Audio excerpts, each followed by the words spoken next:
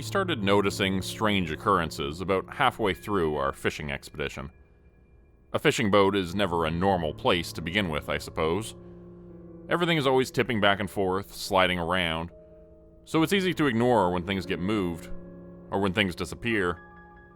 It started happening more and more, though, and it seemed unusual to me, even with the ship's constant heaving and swaying. I decided to begin writing about the events in question, to try to make sense of what was happening.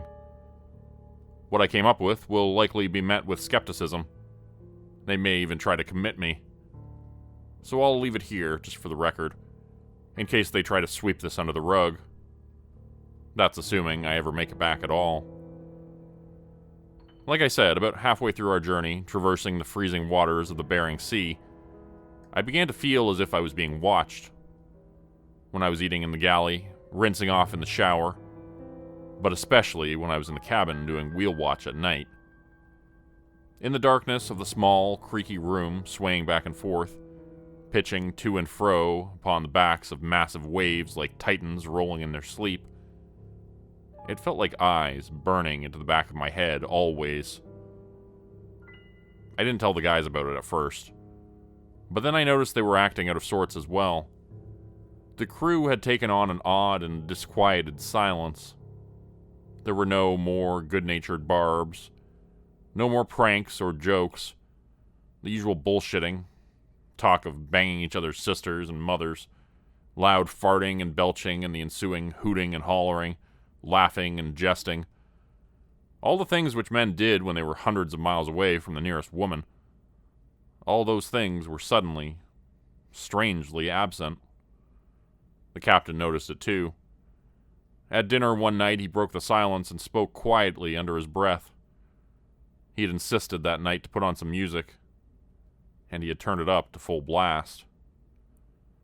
"You boys feel it too? The eyes on the backs of your heads." He said it quietly, so that his words were buried by the music and barely audible to all of us. Still, we all nodded in unison, and I found myself unsurprised. "What is it?" I asked. "I don't know. I can't make sense of it.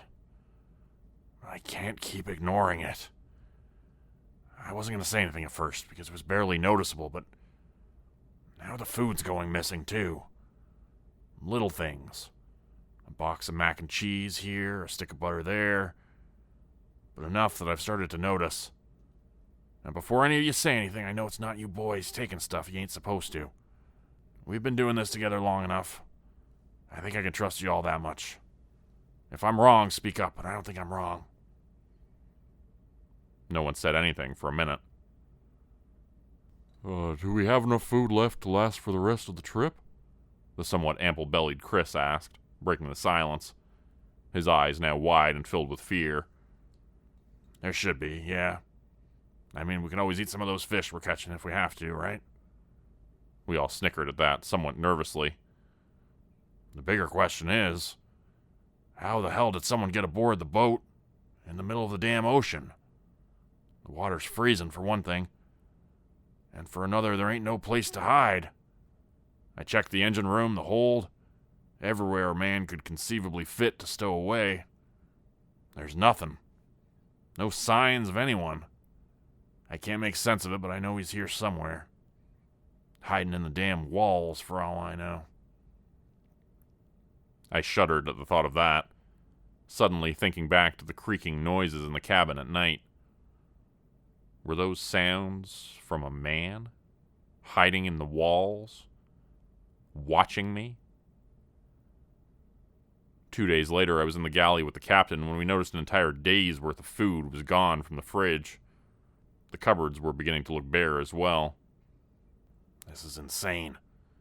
How can one man eat so much food?" the captain whispered to me under his breath. We had stopped bothering to put the music on for our conversations. The feeling of someone watching us grew stronger by the day, never abating. We all felt it as if he was everywhere at once, whoever he was. How sure are we it's just one man? I went up to the deck after that and found the rest of the crew toiling away up there, It was past noon, and we were all beginning to feel hungry. Part of me was worried how they would react to this news. Guys, the food for today is gone, I told them, looking each one of them in the eyes. Our friend has been raiding the cupboards again. And the fridge. Damn it! Mick threw the heavy line he had in his arms to the deck, and the expertly wound loop went into disarray on the wet wooden floorboards. You're behind this! He stalked toward me, pointing his finger into my chest and digging it into my sternum painfully. You've probably been eating it. I knew from the first time I laid eyes on you. You're weak. We never should have let you on the damn boat in the first place. The man attacked me suddenly and without warning. His eyes were black as the sea at night, full of hate and rage.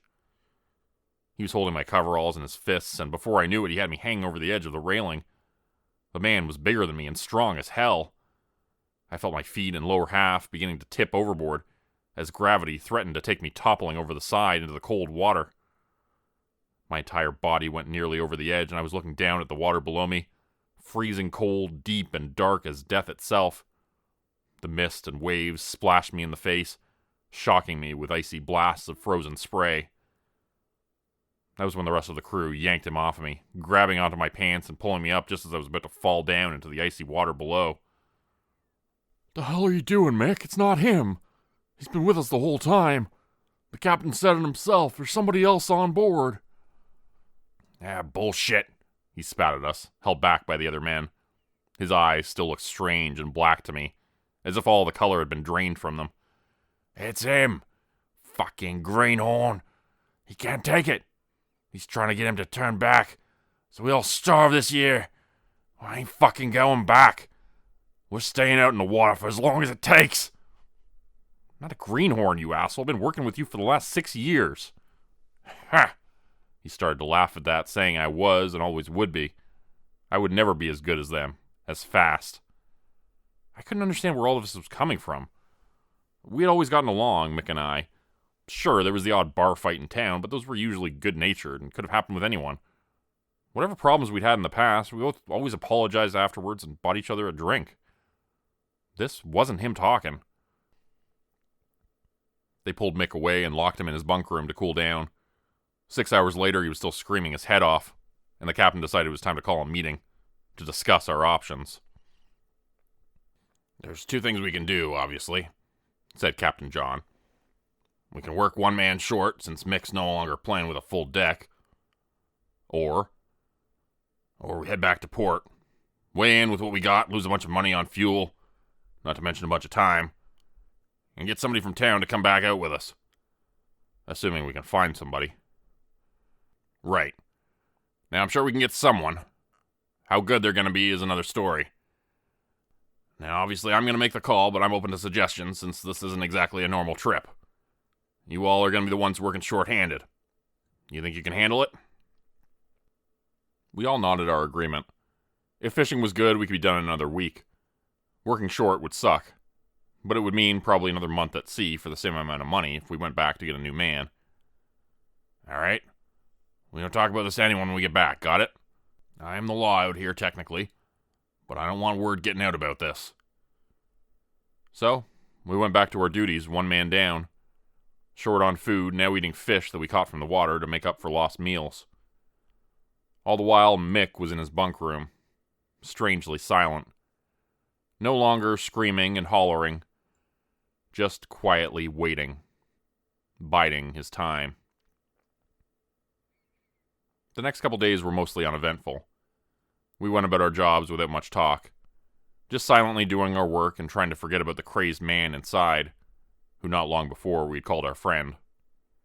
The captain tried to talk to him through the door, and his growing insanity was scaring us all tremendously. Mick talked mostly about the darkness and the depths, the cold ocean and the blackness of the deep, how he wanted to go there once he was full and satisfied. But he said that he was still hungry. Mick's voice started to change. It became a deep, booming baritone, somehow lulling and hypnotic in its cadence and rhythm. That was about when we started to find Captain John standing outside in the hallway, eyes nearly closed, silently rocking back and forth. We had to pull him away from the door at one point, as his hand began to reach for the latch without his apparent knowledge. When we asked him about it afterwards, he had said he had done no such thing. He flashed a strange smile at me that night at dinner as well. The after-image of it stayed in my mind and made it difficult to sleep that night.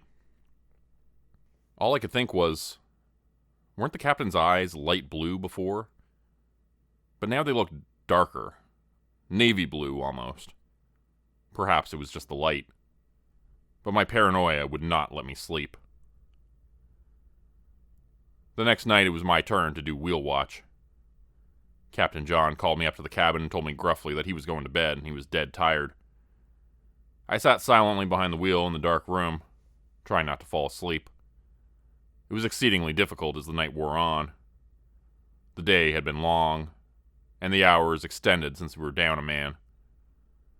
What awoke me was a noise. Someone whispering to me from behind the walls. "Your friends." The hell? Who is that? "Get used to the open waters." My heart was hammering loudly in my chest. I began to scream in terror and woke everyone up. They came slowly marching in a row up to the cabin, their eyes all now black as coal, shining dimly in the light of the cabin. "He's here. He's behind the wall." "Yes. What did he say?" Captain John asked, no longer any hint of color in his eyes. He laid a hand on my arm and I realized it was wet, dampening my shoulder beneath the shirt. I saw the floor was soaked beneath them, where each of them stood, drenching the carpet under them. The whole crew smelled of kelp and ocean water. Mick approached from behind them, and I realized they had unlocked the door to his bunk room. He also appeared to be soaking wet. His hair and clothes were drenched. Clear liquid dripped off his hands steadily onto the floor, where a growing pool began to form. "We need someone to work the wheel, Jason," he said wetly. "You're our man. He is hungry, and we must work quickly to feed him." I realized by looking into his unthinkable eyes that I had no choice but to agree. My crewmates are his now. We search the frozen waters of the Bering Sea for fish, constantly moving, never resting. They are completely taken over by him now, and I watch from the cabin behind the wheel as they work the nets and lines. I am careful not to anger him. Our stowaway. I do not want to end up like them. Not if it can be avoided. It seems like it will take quite a while for him to be fully satisfied. He's eaten everything on the ship, including our entire quota for the season, leaving me starving and alone in the wheelhouse, waiting for this to finally be over. One day. My futile hope is that he'll be full before we run out of fuel. Somehow, though, I don't think he will ever be satisfied. He'll keep us out here for as long as he can. And then, once there's nothing left of us but salt water, washed away in the ocean spray, he'll leave and find another boat where he can stow away and begin to feed again. Today's video was supported by patrons like Mark from Earth, Crimson Muse, Joy Burton, Diane Showers, Mark Zawal, Cheryl James, Pick Your Sticker, Teddy Dog, Glue404, Mamakato, Dante Kincaid, Zarin Ray, Angela Donovan, Larian50, Devin Kyle, Timothy Baird, Ajeti, Bert Turner, Bajani Aspinall, Michael Pierce, Big Joe, Carrie Harkonnen, LaDonna Spivey, Scott Tanaka, Tom Stewart, Sherman Davis, Bryce Shelton, Susan McClendon, Elise Batiste, Lisa and the Cult Jam, Open Circuit, Fabulavore, Raymond Jaggers, That Darn Fox, Raison Detra, Kai Gaming 99, Windy Burns, The Wendigo, Michael Squishy Park, The Gemstar, Vault 77 Citizen, Puppy Dan, Clovis Wolf, Eldridge Elm, Derek Prey, Elder Being, KC Hawaii, Rob T, Tragic Mermaid, Darren Fishnaller, Clove Zenoya Harris, Roe Underwood, Florida Man Luke, Bethany's Mom, Winter's Kiss, Sam Brook, The White Stag, and Corgi Connection. If you'd like to help support the channel, please consider joining my Patreon page at patreon.com/Jordan Group Horror. As a patron, you'll get access to bonus videos, content, and a Discord channel. You'll be credited at the end of every video going forward, and if you decide to stay for 3 months, I'll name a character after you, which will be featured in the next Hollow's End story. Links to join the Patreon are in the description. Thanks everyone for listening. Please like, subscribe, and comment to help the channel continue to grow. It really does help out a lot. And see you again next time at 4 p.m. Eastern Standard Time. Hope you have a great night.